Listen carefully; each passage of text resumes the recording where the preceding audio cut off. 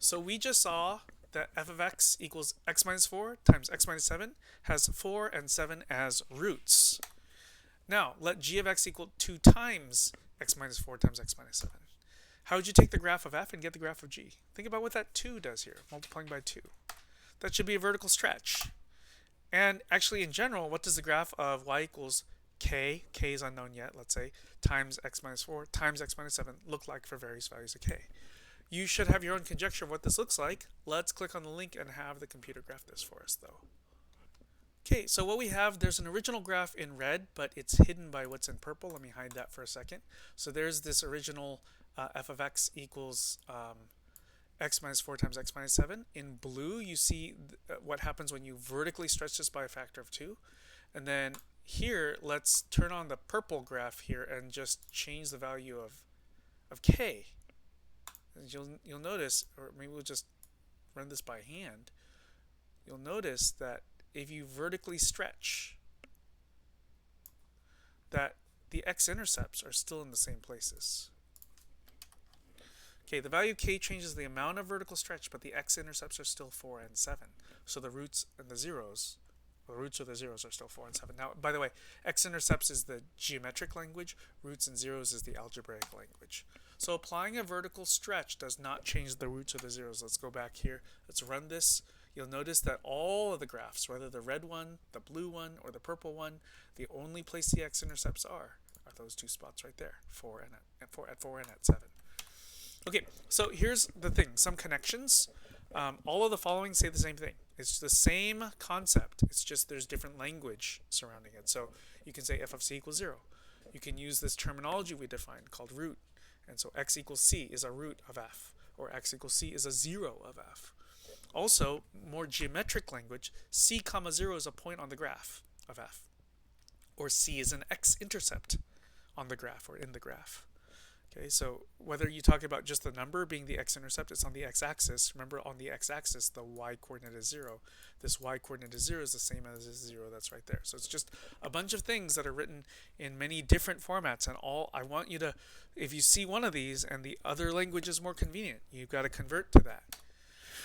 So let's take the information we've seen with this vertical stretching and do the following. Let's find a quadratic function having 3 as a 0, and also having negative 5 as a 0, where the graph goes to the point 4 comma 21.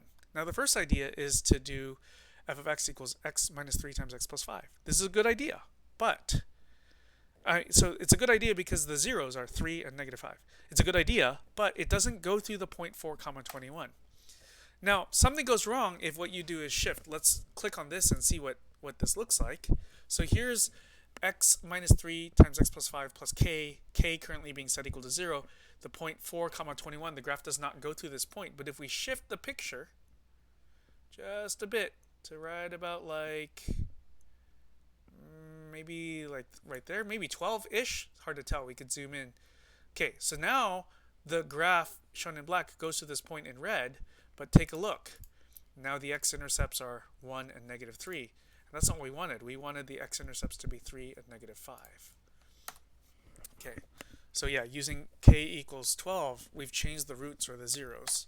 So instead of taking x minus 3 times x plus 5 and vertically shifting as we had just done here, see, vertically shifting, we started with k equals 0. So the x-intercepts used to be 3 and negative 5, but shifting, now the x-intercepts had changed to be like 1-ish and negative 3-ish. Instead, let's vertically stretch. Because now, same parabola, same point here. If we vertically stretch, maybe right about there, 2.2, maybe, k equals 2.2, then the x-intercepts, or the roots, are still 3 and negative 5. And so if we vertically stretch by 2.2-ish, then we go through this point 4 comma 21. Oh, actually we missed it, so maybe 2.3. 2.3. Still not enough. So 2.4. Okay, that's too much. So 2.35. Close enough, right? You might say, looks like k equals 2.3 will do it. The roots then are still at 3 and negative 5. In fact, let's go back and zoom out. Yeah, so using k equals 2.35, the roots are still at negative 5 and positive 3, which is what we wanted. Yeah, -5 and +3. -5, +3. But the value of k isn't precise. It's like we said 2.3 wasn't it, 2.4 wasn't it. It was somewhere in between 2.3 and 2.4. So this is approximate. So that seems to be a problem. Like, how are we supposed to just guess at it? And then that was using a calculator. So k isn't precise. That's a problem. We used a calculator, which is another issue. Actually, we can do this all without using a calculator at all. I think using the calculator that we did helped as far as an exploration to see what is going on. But if we know that we need to vertically stretch by some number, and we don't know, call it k, it's going to be around 2.3. But if we don't know, let's just find it algebraically. So we'll say that f of x, our first idea was x minus 3 times x plus 5. Let's stick a times k in front of that. So vertical stretch by a certain factor, but we don't know. We don't know what k is. K is unknown, but we'll find it. We'll find k.